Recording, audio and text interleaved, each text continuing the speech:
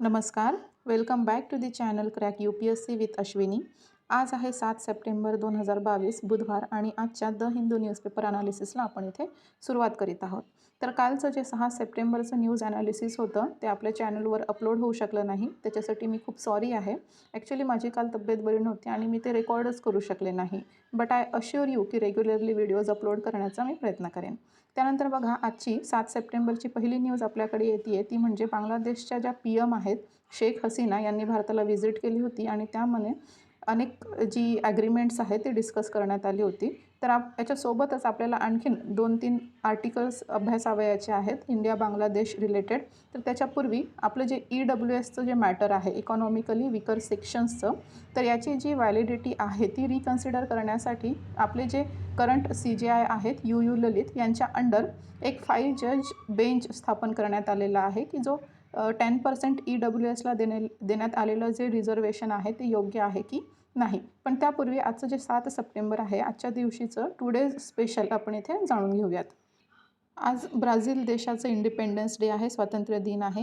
1822मध्ये Brazil हा स्वतंत्र देश म्हणून उदयास आलेला होता. तर याची जी ऑफिशियल डेट आहे ब्राझीलच्या इंडिपेंडन्स डेची ती 22 सप्टेंबर अशी आहे. पण तरीही 7 सप्टेंबर हा तिथला इंडिपेंडन्स डे म्हणून साजरा केला जातो. याचं लोकेशन पाहायला झाल्यास साऊथ आफ्रिकेमध्ये हा जो एक मोठा भूभाग आपल्याला दिसतोय तो ब्राझील या देशाचा आहे. त्यानंतर याचं आपण झूम केल्यास याची राजधानी ब्राझिलिया आपल्याला पाहायला मिळते. सोबतच ॲमेझॉन रिव्हर जी सगळ्यात मोठी नदी आहे ती इथे आपल्याला पाहायला मिळते आणि जो ॲमेझॉन रेन फॉरेस्ट आहे तोही इथे ब्राझील देशामध्येच आढळतो. त्यानंतर ब्राझीलचा एक फॅक्च्युअल डेटा लक्षात ठेवा, ते म्हणजे जे फुटबॉलचं वर्ल्ड चॅम्पियनशिप आहे फिफाचं, ते 5 वेळा म्हणजेच सगळ्यात जास्त वेळा ब्राझील ह्या देशाने जिंकलेला आहे. त्यानंतर आपलं लोकेशन बेस्ड क्वेश्चन पाहून घेऊयात. तर काय करायचं आहे, भारताचा नकाशा ओपन करायचा आहे आणि त्यामध्ये कुनो पालपूर नॅशनल पार्कचं लोकेशन शोधून काढायचं आहे आणि ती कॉमेंट सेक्शनमध्ये मेन्शन करायचं आहे. 103वी जी कॉन्स्टिट्यूशनल अमेंडमेंट होती त्याच्यामध्ये काय करण्यात आलेलं, जो इकॉनॉमिकली विकर सेक्शन्स आहेत आपल्याकडे त्यांना इथे आरक्षण देण्यात आलं होतं एज्युकेशन आणि गव्हर्नमेंट जॉब्समध्ये वगैरे. तर याची जी व्हॅलिडिटी आहे ती तपासण्यासाठी एक 5 जज बेंच इथे बसवण्यात आलेला आहे UU ललित यांच्या अंडर. तर हे जे 10% रिझर्वेशन जे देण्यात आलेलं आहे EWS सेक्शनसाठी ते किती व्हॅलिड आहे ते चेक इथे करायचं काम यांना देण्यात आलेलं आहे. तर हे करण्याची गरज का पडली, तर जे इंदिरा साहानी जजमेंट आहे त्यामध्ये काय सांगितलं होतं, 2 मुद्दे त्यात उठतात. एक म्हणजे काय, तर फक्त इकॉनॉमीच्या बेसिसवर आपण एखाद्याला रिझर्वेशन देऊ शकत नाही असं तिथे सांगितलं आहे. आणि दुसरं म्हणजे काय, जे रिझर्वेशन आहे ते टोटल 50%च्या वर जायला नको. म्हणजे इंदिरा साहानीचे 2 जजमेंट इथे ब्रीच होत आहेत असं इथे सांगण्यात आलेलं आहे. मग सोबतच काय सांगितलं आहे, जी SEBCs आहेत, OBCs आहेत, SCs STs आहेत, मग त्यांना EWSमधून वगळून हे पण एक आपण अनकॉन्स्टिट्युशनल इथे करण्यात आलेलं आहे असं देखील इथे मुद्दा उठतो आहे.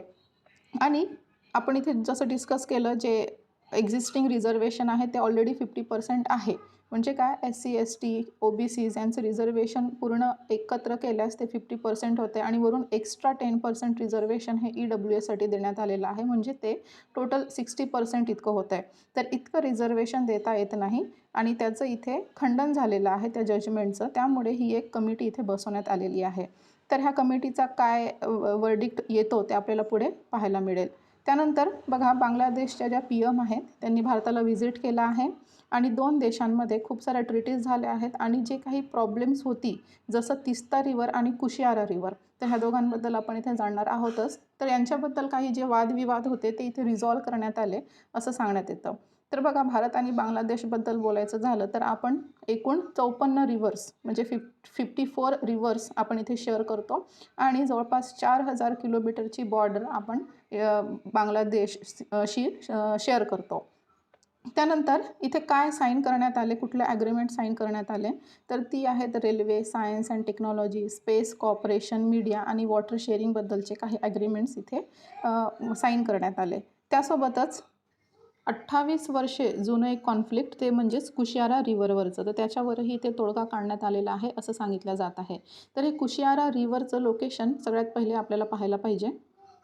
इथे मॅपमध्ये पाहू शकाल, आसाममध्ये एक बराक रिव्हर आपल्याला सापडते. वेस्ट फ्लोईंग बराक रिव्हर आपल्याला इथे पाहायला मिळते आणि ती पुढे जाऊन 2 डिस्ट्रिब्युटरीजमध्ये विभागणी होते बराक रिव्हरची. बरं, डिस्ट्रिब्युटरीज आणि ट्रिब्युटरीज यांच्यामधला जो डिफरन्स आहे तो तुम्हाला सांगायचा आहे. तर बघा, बराक रिव्हर पुढे जाऊन 2 डिस्ट्रिब्युटरीजमध्ये डिवाईड होते. एक म्हणजे सुरमा रिव्हर आणि दुसरी आहे कुशियारा रिव्हर. वरची तुम्हाला सुरमा रिव्हर दिसत असेल आणि खाली इथे कुशियारा रिव्हर दिसते आहे. त्यानंतर ही कुशियारा रिव्हर जी आहे तिला मग पुढे मणिपूर, मिझोरम, आसाममधून ट्रिब्युटरीज येऊन भेटतात आणि ती पुढे खाली साऊथवर्ड डिरेक्शनला म्हणजे दक्षिणेकडे ती जाते आणि तिथे परत ही जी सुरमा रिव्हर आहे, जिथे डिस्ट्रिब्युटरी म्हणून 2 नद्या वेगवेगळ्या झाल्या होत्या, सुरमा आणि कुशियारा. मग खाली जाऊन दक्षिणेकडे जाऊन सुरमा आणि कुशियारा ह्या 2 रिव्हर परत एकत्र येतात आणि मग त्या नदीला इथे नाव होतं कलनी रिव्हर. ठीक आहे. आणि हीच जी कलनी रिव्हर आहे हिला पुढे जाऊन एक धानू रिव्हर येऊन इथे मिळते. ठीक आहे. धानू रिव्हर ही म्हणजे झाली सुरमा रिव्हरची एक डिस्ट्रिब्युटरी. मग पुढे सुरमा रिव्हरची डिस्ट्रिब्युटरी धानू ही येऊन ह्या कलनी रिव्हरला मिळते आणि तिलाच मग पुढे इथे मेघना रिव्हर असं म्हणून संबोधलं जातं बांगलादेशमध्ये. तर यांच्यामध्ये हा जो कुशियारा रिव्हरचा म्हणजेच काय, इथून बघा ही बराक रिव्हर आणि जो येलो कलरचा आपल्याला पोर्शन दिसतोय तो म्हणजे बांगलादेश. तर ही जी बॉर्डर आहे ह्या बॉर्डरवर आपल्याला बराक रिव्हर आणि मग इथे कुशियारा आणि सुरमा इथे आपल्याला बॉर्डरवर पाहायला मिळतात. तर हे जे कुशियारा रिव्हर आहे त्याच्यावर 28 वर्षांपासून आपल्याकडे कॉन्फ्लिक्ट चालत आलेला आहे आणि आज त्याचा म्हणजे ह्या व्हिजिटमध्ये त्याचा तोडगा काढण्यात आलेला आहे. म्हणजेच काय, तर जे वॉटर शेअर इक्वल करण्यात आलेला आहे. भारत आणि बांगलादेशला इक्वल वॉटर शेअर करण्यात आलेलं आहे असं इथे सांगितलं जात आहे. यासोबतच बांगलादेशने भारताकडून काही मिलिटरी इक्विपमेंट्स परचेस करण्यासाठी इंटरेस्ट दाखवलेला आहे. तर पेज नंबर 10मध्ये त्याच्याबद्दल माहिती दिलेली आहे. आपण ते थोडक्यात पाहून घेऊयात. म्हणजेच काय, ह्या जे इंडो बांगलादेश आहे, इंडिया बांगलादेश, याचं सोबत आपल्याला कनेक्ट इथे करता येईल. ठीक आहे. तर ही बघा इथे सांगण्यात आलेलं आहे जसं की फ्लोटिंग डॉक, लॉजिस्टिक शिप आणि ऑइल टँकर ही नेव्हीसाठी मागवण्यात आलेली आहेत बांगलादेशकडून भारताला. त्यानंतर 2030 हे काय आहे, एक बांगलादेशचं विजन आहे. म्हणजेच काय, फोर्सेस गोल 2030. तर याच्यामध्ये त्यांना एक मॉडर्नाइज मिलिटरी यांना तयार करायची आहे त्यांच्या देशाची. सोबतच त्यांनी काय काय घेण्यासाठी इंटरेस्ट दाखवला आहे, तर ते म्हणजे 5 ब्रिज लेअर टँक्स, त्यानंतर 7 पोर्टेबल स्टील ब्रिजेस आणि 11 माइन प्रोटेक्टिव्ह व्हेकल्स. आणि ही कुठून घेतलेली आहेत, कोणाकडून, तर ती टाटा ग्रुपकडून घेण्यात आलेली आहेत. त्यानंतर जे शापूरजी पलोनजी आहे, जी प्रायव्हेट कंपनी आहे, त्यांच्याकडनं यांनी काय काय मागवले आहेत, तर एक्सप्लोजिव्ज यांनी मागवले आहेत 2 प्रकारचे, म्हणजे इंटरेस्ट त्यांनी दाखवलेला आहे. सोबतच त्यांनी रॉ मटेरियल्स जे आहेत 21 टाईप्सचे रॉ मटेरियल्स घेण्यात त्यांनी इंटरेस्ट दाखवलेला आहे. 10 टाईपचे टूल्स त्यांनी इथे मागवले आहेत. तर ही झाली बांगलादेशची इच्छा की त्यांना भारताकडून काय हवं आहे. त्यानंतर भारत स्वतःहून काही गोष्टी बांगलादेशला ऑफर करू इच्छितो. त्या म्हणजे काय, artillery guns, mortars, rockets, missiles, support vehicles, electronic आणि engineering equipments, radars, helicopters, military rakes आणि शिप बिल्डिंग सर्व्हिसेस हे काही सेवा भारत स्वतःहून बांगलादेशला देण्याच्या तयारीत आहे. त्यानंतर बघा, इन्फॉर्मेशन टेक्नॉलॉजी आणि सायबर स्पेस सोबतच सॅटेलाईट अँड स्पेस टेक्नॉलॉजी यातही बांगलादेश इंटरेस्टेड असल्याचं बोलण्यात येत आहे. तर हे झालं आपलं, ज्या शेख हसीना भारतात आल्या होत्या त्यांच्यामध्ये काय ॲग्रीमेंट्स करण्यात आले आणि त्यांचं जे विजन आहे ते इथे शेअर करण्यात आलेलं आहे. त्यासोबतच बांगलादेश मधून पहिलं मोठं कन्साइनमेंट आलेलं आहे हिल्सा फिशचं कोलकाता येथे. आता जी दुर्गापूजा होणार आहे तर त्याच्यासाठी एक मोठं कन्साइनमेंट आलेलं आहे. जशा प्राईम मिनिस्टर आपल्या भारतात आल्या बांगलादेशच्या, तसंच दुसऱ्या दिवशी हे कन्साइनमेंट आपल्या कलकत्ता येथे पोहोचलेलं आहे. तर इथे काय झालं, 2012मध्ये हे बॅन लावण्यात आलेलं होतं. हिल्सा फिश, हिल्सा जो मासा आहे तो भारतात पूर्वी यायचा, पण 2012मध्ये बॅन लावण्यात आलं होतं आणि त्यानंतर 2019मध्ये काही रिलॅक्सेशन्स ने हे जे इम्पोर्ट एक्सपोर्ट आहे ते सुरू करण्यात आलं होतं. पण काही त्याच्यावर काय म्हणता येईल कंडिशन्स लागू होत्या. त्यानंतर आत्ता 2022मध्ये ही जी मीटिंग झाली, व्हिजिट झाली, त्याच्यानंतर बहुतेक आता व्यवस्थित हे सुरळीत आपलं इम्पोर्टचं हिल्सा जी आहे त्याच्या इम्पोर्टचं कार्य चालणार आहे असं इथे सांगण्यात येत आहे. तर पहिलं कन्साइनमेंट आलं आहे ते म्हणजे 8.5 टन एवढी हिल्सा फिश आलेली आहे. तर आपल्याला हिल्सा फिश याच्याबद्दलचं इथे जाणून घ्यावं लागेल, कारण जी UPSC आहे ती नेहमीच स्पीसीजच्या बाबतीत इथे अलर्ट असते आणि आपल्याला नेहमीच त्याच्यावर प्रश्न येत असतात. स्पेशली त्यांचं जे IUCN स्टेटस आहे त्यावर प्रश्न विचारण्याचा ट्रेंड आपण इथे नेहमीच पाहतो. हा आहे हिल्सा मासा, तुम्ही इथे पाहू शकत असाल. टेन्युलोसा इलिशा हे हिचं सायंटिफिक नेम आहे आणि IUCNची जी रेड लिस्ट आहे 2019मध्ये याला थ्रेटन्ड स्पीसीजमध्ये टाकण्यात आलेलं आहे.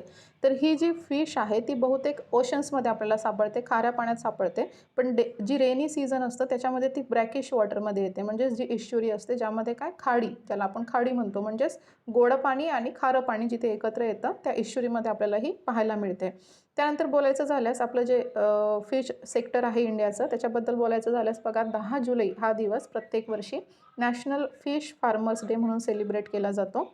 आणि जवळपास जे ग्लोबल फिश प्रोडक्शन आहे त्याचं 7.7% इतका भारताचा शेअर आहे.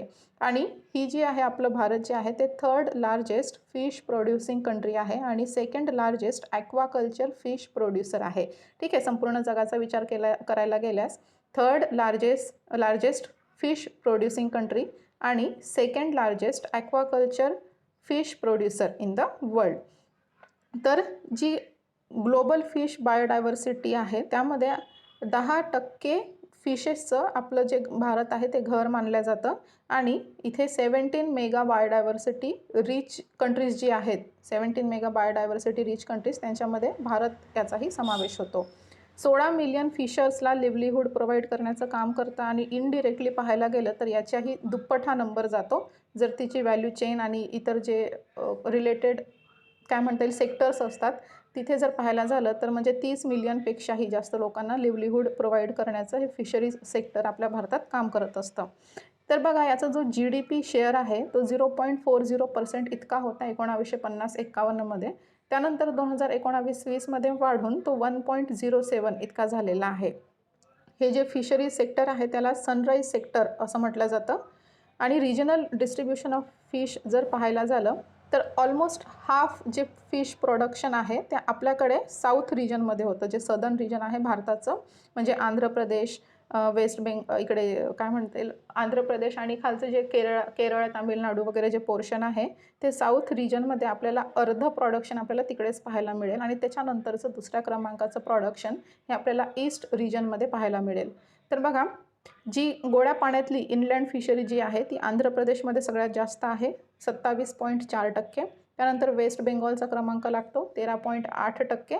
आणि मग ही दोन्ही जी आहेत ती 41% प्रोड्यूस करतात, जे की कंट्रीच्या 3/4 इतकं प्रोडक्शन आहे. ठीक आहे, म्हणजे 3/4 प्रोडक्शन इनलँड फिशरीजचं ही दोनच स्टेट्स मिळून करत असतात. मरीन फिशरीजच्या बाबतीत बोलायचं झालं तर जे आपलं वेस्ट कोस्ट आहे, पश्चिम किनारा आहे, 59% प्रोडक्शन इथे होतं आणि जो ईस्ट कोस्ट आहे त्यामध्ये 41% आपल्याला प्रोडक्शन पाहायला मिळतं. तर मरीन फिश प्रोडक्शनच्या बाबतीत गुजरातचा हायेस्ट क्रमांक आहे जो की 19% फिश प्रोडक्शन करतो. त्यानंतर आंध्र प्रदेश आणि तामिळनाडूचा क्रमांक लागतो. कोची, चेन्नई, विशाखापट्टणम ही आणि पॅरादीप आणि पेटूघाट ही काही 5 मेजर फिशिंग हार्बर्स आपल्याला पाहायला मिळतात. तर याचं जे हिल्सा फिश आहे किंवा कुठलीही स्पीसीज एक न्यूजपेपरमध्ये येते तर तिचं IUCN जे स्टेटस आहे ते लक्षात ठेवणं महत्त्वाचं असतं. त्यानंतर वळूयात आपल्या नेक्स्ट न्यूजकडे. नेक्स्ट न्यूज आपल्याकडे येते आहे ती म्हणजे आफ्रिकन चीता जो आपल्या भारतात येणार होता. तर त्यात असं एक्सपेक्ट केलं जाते की मोदींचा बर्थडे म्हणजे कधी तर 17 सप्टेंबर रोजी ते आपल्या भारतात दाखल होतील असं सांगण्यात येत आहे. ॲक्च्युली मला इथे हिल्साबद्दल तुम्हाला थोडीशी एक फॅक्च्युअल डेटा द्यायचा होता. ते म्हणजे बघा, जसं 10 जुलै हे मी सांगितलं की आपण नॅशनल फिश फार्मर्स डे म्हणून सेलिब्रेट करतो. तर काय झालेलं 1957 रोजी डॉक्टर हिरालाल चौधरी आणि कलीग अली कुन्ही यांच्याद्वारे एक सक्सेसफुल इंड्युस्ड ब्रीडिंगचा जो प्रयोग आहे तो करण्यात आला होता. जी काही मेजर मासे आहेत आपल्याकडचे त्यांच्यावर जे आर्टिफिशियल ब्रीडिंग आहे ते करण्यात आलेलं होतं सक्सेसफुली फर्स्ट टाईम. कोणत्या दिवशी तर 10 जुलै 1957 रोजी. त्यामुळे हा दिवस नॅशनल फिश फार्मर्स डे म्हणूनही साजरा केला जातो. तर हा प्रयोग कुठे करण्यात आला होता? तो करण्यात आला होता ओडिशा येथील अंगुल येथे. ठीक आहे, त्यानंतर वळूयात आपली जी न्यूज होती आफ्रिकन चीताबद्दल. तर सगळ्यात पहिले हे जे आफ्रिकन चीता आहे ते कुठून येणार आहे त्याचं आपण लोकेशन आधी पाहून घेऊयात. आफ्रिकेचा मॅप इथे तुम्हाला पाहायला मिळेल. यामध्ये बघा, जे ऑरेंज कलर आहे ते आहे साऊथ आफ्रिका आणि जे ग्रीन कलरमध्ये दिसतंय ते आहे नामिबिया. आणि ह्या दोघांच्या मधला जो पोर्शन आहे ते आहे बोट्सवाना. तर सुरुवातीला काय झालेलं, एकूण 20 यंग चीता आपल्या भारतात आणले जातील ह्या तिन्ही प्रदेशातून असं सांगितलं जात होतं. पण सध्या ते नामिबिया आणि साऊथ आफ्रिका ह्या 2 देशांमधूनच आणल्या जातील असं सांगितलं जात आहे. त्यानंतर इथे बघा आफ्रिकन चिता आणि एशियाटिक चिता याचा आपल्याला कंपॅरिझन इथे करता येईल. तर यांच्या कलरच्या बाबतीत बोलायचं झालं तर आफ्रिकन चिता हा आपल्याला इथे थोडा डार्क कलरमध्ये पाहायला मिळतो. पण जे फर आहे, जे केस आहेत त्यांची, त्याच्यामध्ये एशियाटिक चितामध्ये आपल्याला तो फर इथे जास्त प्रमाणात पाहायला मिळतो. त्यानंतर आज जी संख्या आहे आफ्रिकन चिताची ती आपल्याला 6,500 ते 7,000 इतकी पाहायला मिळते संपूर्ण जगामध्ये. आणि जी एशियाटिक चिता आहे त्यांची संख्या आपल्याला 100पेक्षाही कमी पाहायला मिळते आणि ते फक्त इराणमध्ये सध्या आढळतात. त्यामुळेच आपण जे भारतात चिता आणणार आहोत ते आफ्रिकन चिता असणार आहे, कारण जी एशियाटिक चिता आहे त्यांची संख्या ऑलरेडी कमी आहे, तर त्यांना त्यांच्या नॅचरल हॅबिटॅटमध्येच प्रोटेक्शन मिळू शकते असं इथे सांगण्यात येत आहे. जर फिजिकल फीचर्स पाहायचे झाले तर जो आफ्रिकन चिता आहे तो साईजमध्ये मोठा असतो. त्यानंतर एशियाटिक चिता हा लहान असतो, पेलर असतो, म्हणजेच काय त्याचा रंग हा फिक्कट असतो. त्यानंतर फर जे आहे ते खूप जास्त असतं, डोकं त्याचं लहान असतं, सोबतच त्याची जी मान आहे ती लांब असते आणि जी डोळे आहेत त्यांची ती लाल रंगाची आपल्याला इथे पाहायला मिळतात. तर यांचं IUCN जे स्टेटस आहे ते अतिशय महत्त्वाचं आहे, ते लक्षात ठेवा, नोट डाऊन करून ठेवा. आफ्रिकन चिता जो आहे तो वल्नरेबल कॅटेगरीमध्ये येतो. म्हणजे काय, यांची संख्या खूप जास्त प्रमाणात आहे, पण तरीही त्यांना रिगरस प्रोटेक्शनची गरज आहे. ते कशावरून कळतं तर साईट्सच्या स्टेटस जे आहे त्याच्यामध्ये अपेंडिक्स 1मध्ये त्याला ठेवण्यात आलेलं आहे. जरी तो वल्नरेबल असला तरी त्याला रिगरस प्रोटेक्शनची गरज आहे, हे साईट्सचं स्टेटस सांगतं. त्यानंतर बघा एशियन चिता जो आहे त्याच्यामध्ये क्रिटिकली एंडेंजर्ड स्टेटस आपल्याला पाहायला मिळतं. म्हणजे काय, जर क्रिटिकली एंडेंजर्डमध्ये जर आता मोडतोय आणि जी ही संख्या जी आहे ती 100पेक्षाही कमी आहे आणि ज्या दिवशी शेवटचा चिता पण राहणार नाही तेव्हा त्याला एक्सटिंक्ट असं आपण म्हणणार. म्हणजे काय, तर त्याचा नामशेष उरणार नाही, तर त्याला एक्सटिंक्ट असं म्हणायचं. म्हणजे काय, तर क्रिटिकली एंडेंजर्ड आहे तो. आणि त्याचं जे अपेंडिक्स आहे अर्थातच जे साईट स्टेटस आहे ते अर्थातच अपेंडिक्स 1 आहे. तर बघा हे जे ट्रान्सलोकेशन आहे याच्यामध्ये काय करण्यात आलेलं आहे, जे आफ्रिकन चिता आहेत त्यांना इंडियामध्ये आणण्याचा प्रोजेक्ट आपण इथे ठेवण्यात आलेला आहे, प्रोजेक्ट करण्यात आलेला आहे. आणि आपल्या भारतातून जो चिता आहे तो 1952मध्येच एक्सटेंड झालेला आहे. म्हणजे जे आपण पाहिलं एक क्रिटिकली एंडेंजर्ड नंतरची जी कॅटेगरी आहे ती म्हणजे एक्सटेंट, ज्यामध्ये त्याचा नामशेषही उरत नाही. ठीक आहे. त्यानंतर हे जे चिता आहे ते कुठे आणले जाणार आहेत, ते आणले जाणार आहेत जे मध्य प्रदेशचं कुनो नॅशनल पार्क आहे, कुनो पालपूर नॅशनल पार्क, तिथे हे आणून ठेवले जाणार आहेत. शेवपूर आणि मोरेना डिस्ट्रिक्ट मध्य प्रदेशचं. तर तिथेच का बरं, कुनो नॅशनल पार्कमध्येच का बरं, तर असं मानलं जातं की जे कुनो नॅशनल पार्क आहे तिथे चिताची संख्या आपल्या भारतात 1952मध्ये एक्सटिंक्ट होण्यापूर्वी तिथे सगळ्यात जास्त आपल्याला संख्या पाहायला मिळते. त्यामुळे ते एक सुटेबल वातावरण प्रोव्हाइड करेल असं इथे प्रोजेक्शन केल्या जात आहे. 8 चिता हे नामिबियामधून तर 10 ते 12 चिता ही साऊथ आफ्रिकामधून आणली जाणार आहेत. तर जी 8 चिता जी नामिबियामधून आणली जाणार आहेत त्यांना सध्या क्वारंटाईनमध्ये ठेवण्यात आलेलं आहे, त्यांचं जे मेडिकल इव्हॅल्युएशन आहे ते करण्यासाठी.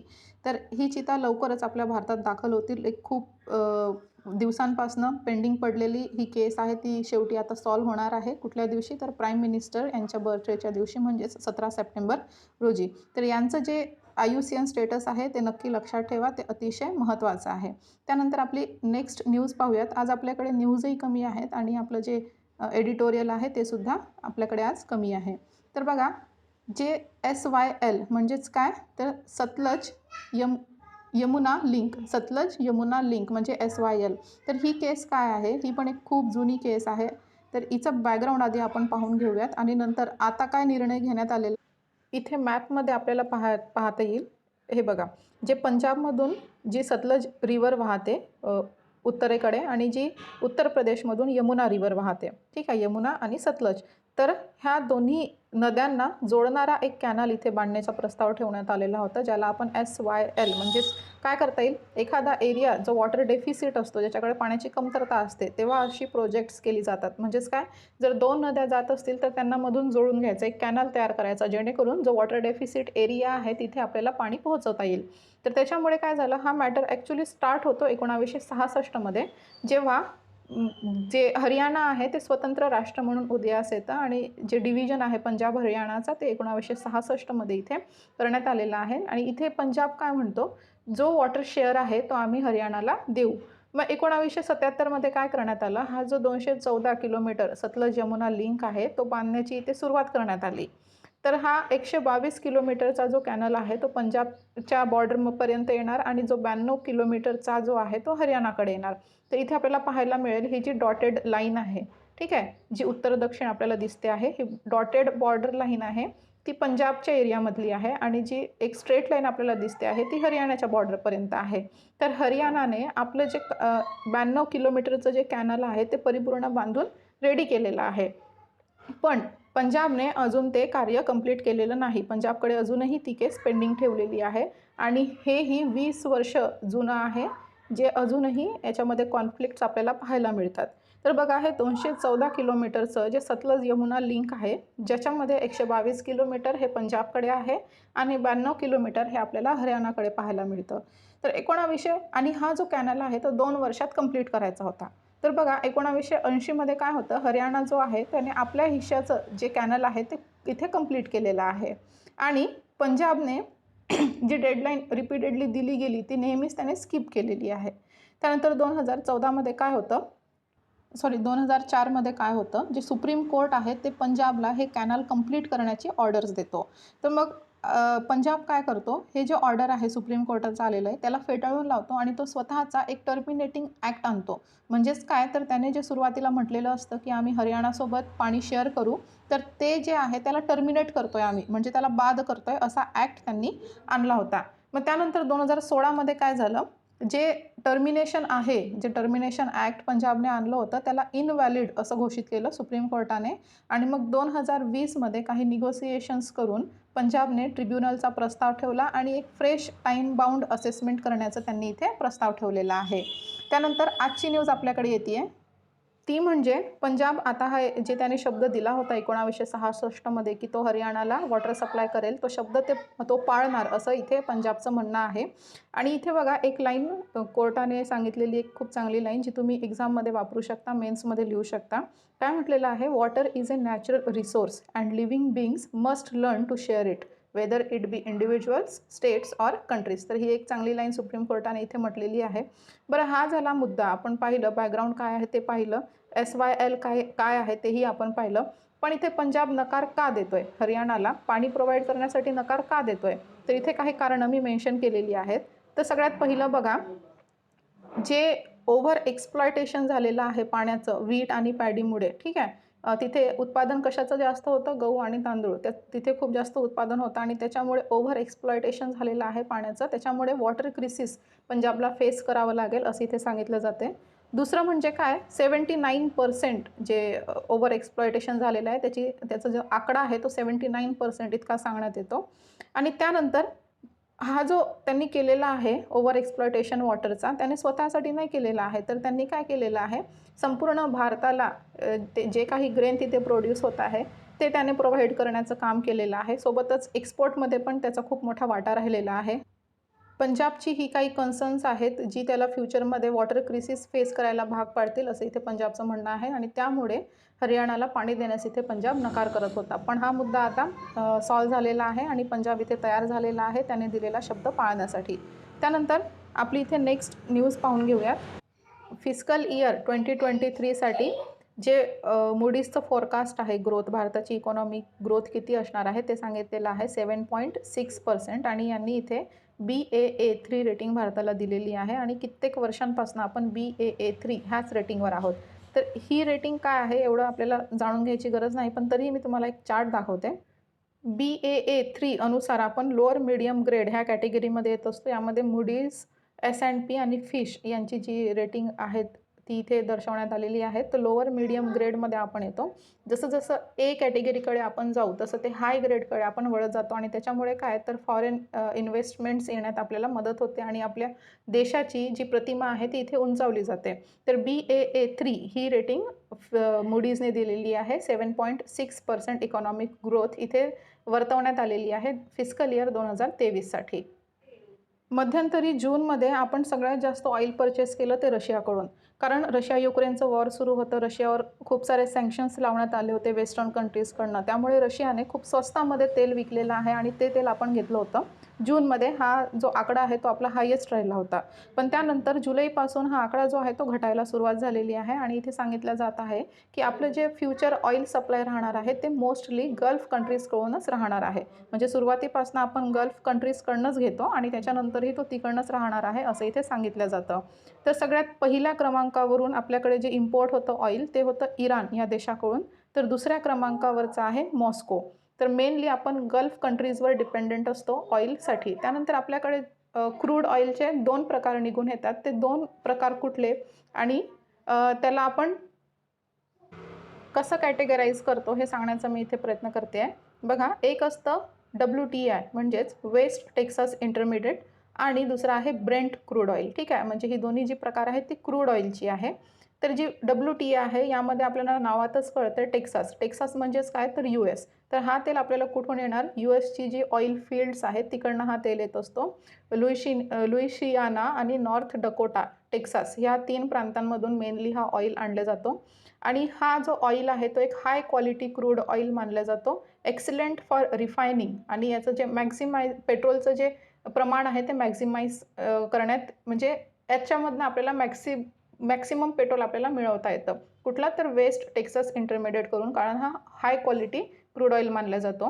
त्यानंतर याची जी API ग्रॅव्हिटी आहे ती आहे 39.6 डिग्रीज, म्हणजे याची API ग्रॅव्हिटीसुद्धा जास्त आहे. आणि जे सल्फरचं प्रमाण आहे ते आहे 0.24% आणि हा एक स्वीट क्रूड ऑइल मानला जातो. त्यानंतर ब्रेंट पाहायचं झालं तर 15 डिफरंट ऑइल फील्ड्समधनं हा जे ऑइल आहे ते येत असतं. कुठून तर ब्रेंट आणि नॉर्थ सी एरिया जो आहे तिथनं. त्याच्यानंतर हा एक लाईट आहे, स्वीट क्रूड ऑइल आहे आणि याची API ग्रॅव्हिटी जी आहे ती 38.3% आहे. ही जी API ग्रॅव्हिटी असते ती म्हणजे काय, याची डेन्सिटी, आणि ती डिपेंड करते पर्सेंटेज ऑफ सल्फरवर. ठीक आहे, तर याच्यामध्ये किती 0.37% सल्फर आढळतो आणि हे जे मोटार स्पिरिट आणि जे मिडल डिस्टिलेट्स आहेत त्यांच्यामध्ये हा याचा जास्त प्रमाणात वापर आपल्याला पाहायला मिळतो. तर आपण जे आहे आपण ब्रेंट क्रूड ऑइल जास्त प्रमाणात आपण इम्पोर्ट करत असतो.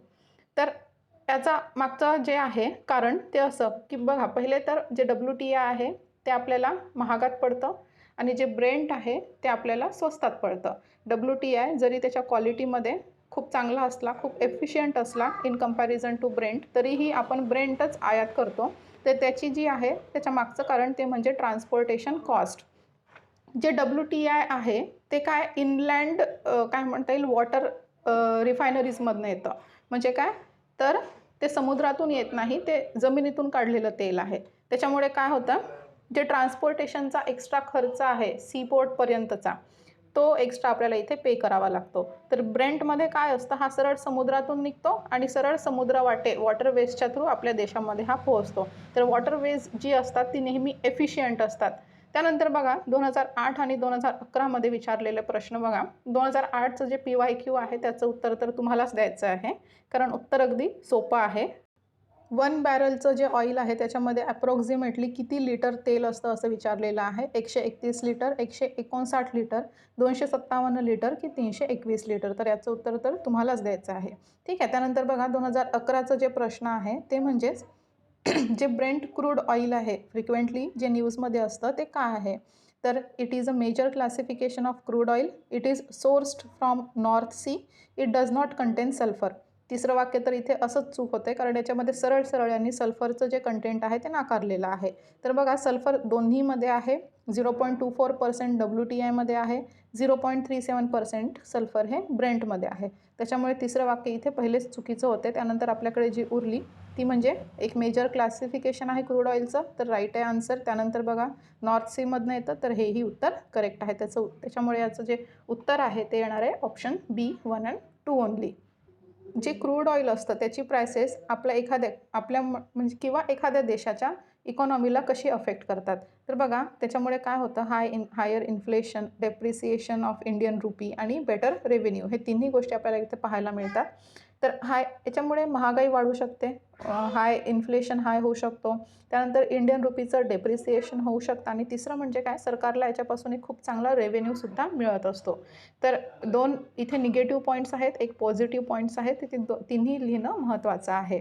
ठीक आहे. तर इथे कन्क्लुजनमध्ये आपल्याला काय काढता येईल, जे ऑइल आहे ते एक त्याला अल्टरनेटिव्ह एनर्जी सोर्स शोधण्याची आपल्याला गरज आहे. त्याच्यामध्ये काय तर ट्रान्सपोर्टेशन, हीटिंग असेल किंवा मॅन्युफॅक्चरिंग असेल, तर ही सगळी कार्बन बेस्ड फ्युएल्स आहेत, ज्याच्यामुळे काय ग्लोबल वॉर्मिंगचा, एन्व्हायर्नमेंटचा प्रश्न इथे उद्भवतो. पण सध्या तरी ऑइलला आपल्याकडे खूप चांगला अल्टरनेटिव्ह असा नाही आहे. काही प्रमाणात आपल्याला ऑइल यूज करावं लागेल, पण आपल्याला अल्टरनेटिव्ह शोधण्याकडेही भर द्यावं लागेल.